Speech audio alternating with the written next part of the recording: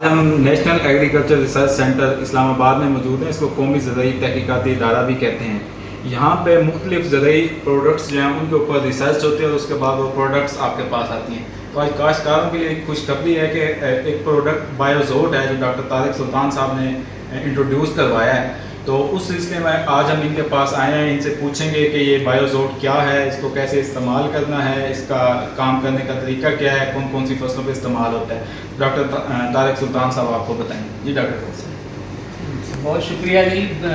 जैसा कि उन्होंने बताया कि जी बायोजोट जो है ये एक बायो फर्टिलाइज़र है जिसको हम हयातियाती खाद कहते हैं। कि जी खादें जो होती हैं ना ये 3 किस्म की हैं, कीमियाई खादें, नामियाती खादें और हयातियाती खादें। इन तीनों खादों की जब हम इन तीनों को इस्तेमाल करते हैं तो फिर आपकी पैदावार अच्छी आती है। यानी हमारे यहाँ आम तौर पे हम पौधों की या फसल की खुराक को पूरा करने के लिए कीमियाई खादें इस्तेमाल कर रहे हैं, लेकिन आपने देखा होगा कि अब हमारी पैदावार कीमियाई खादों के इस्तेमाल के बावजूद भी पैदावार आके रुक गई है या नीचे आ रही है।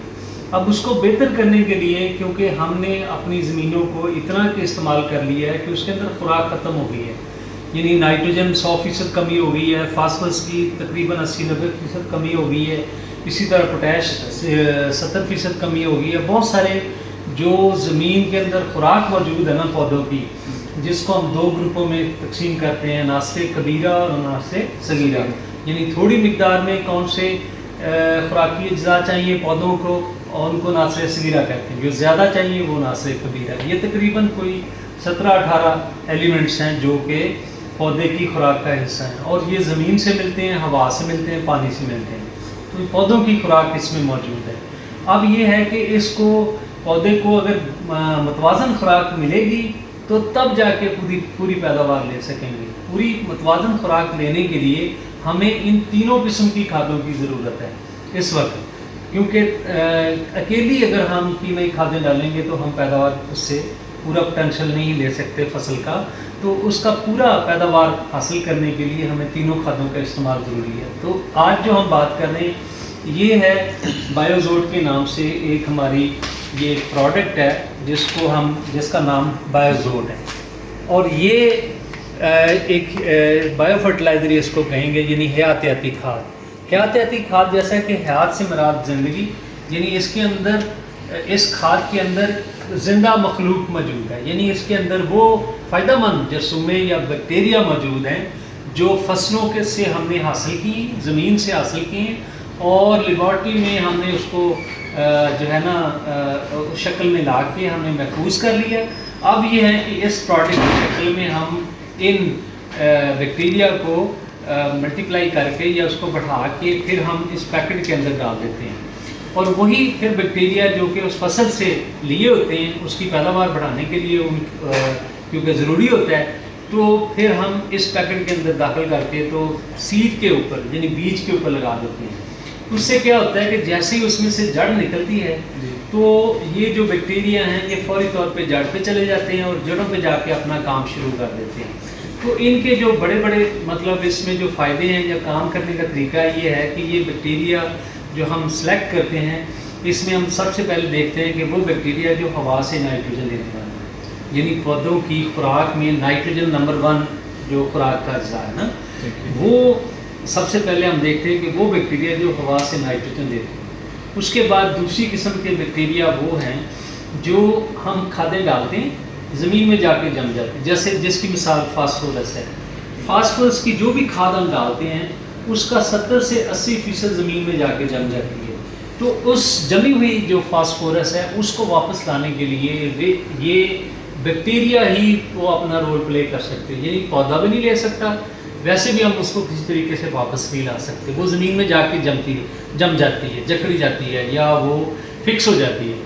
तो उसको वापस लाने के लिए यही बैक्टीरिया हैं जो जड़ों के ऊपर जाके बढ़ते हैं और फिर उसी फास्फोरस को नामियाती इसको तेज़ाब कहते हैं वो बनाते हैं। उससे पीएच जो है ना वो ज़मीन की थोड़ी लो हो जाती है, उससे ये जितनी जमी हुई फास्फोरस है वो वापस आना शुरू हो जाती है।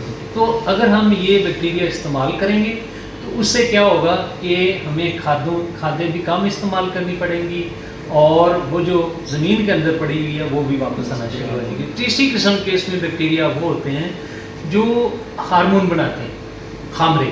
یعنی دیکھیں نا، کوئی بھی زندہ چیز جب بڑھتی ہے اس کے اندر ہارمون پیدا ہوتے ہیں. کوئی بھی زندہ چیز، انسان ہو، جانور ہو، پودے ہوں، تو وہ ہارمون بنتے ہیں. اب پودے کے اندر بھی ہارمون بن رہے ہیں، لیکن یہ بیکٹیریا ہم جو ہے نا وہ ڈالتے ہیں جن کے اندر یہ صلاحیت ہوتی ہے کہ وہ پودے کی جڑوں کے اوپر ہے کہ ہارمون بناتے ہیں. اس سے کیا ہوتا ہے؟ اس سے یہ ہوتا ہے کہ جڑیں پھیلنا شروع ہو جاتی ہیں. کوئی بھی پودا جس کو یہ بیکٹیریا لگائیں گے، اگر اس کی جڑیں نکال کے آپ دیکھیں گے جب پودا بڑا ہونا شروع ہو جائے تو آپ کو بہت زیادہ جڑیں ملیں گی. یعنی پودے کی جب جڑیں زیادہ ہوں گی تو وہ زیادہ مٹی سے اپنی خوراک اکٹھی کریں گی، اور خوراک زیادہ آئے گی تو پودا صحت مند ہوگا.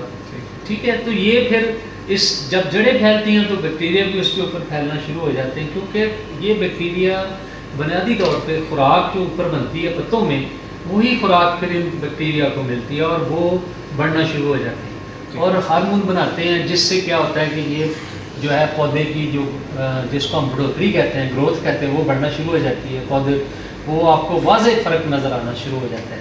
تو اس طریقے سے یہ پودوں کو فائدہ دیتے ہیں. اس کے علاوہ زمین کے اندر جو یہ زندہ مخلوق ہے یہ بھی بڑھنا شروع ہو جاتی ہے آہستہ آہستہ.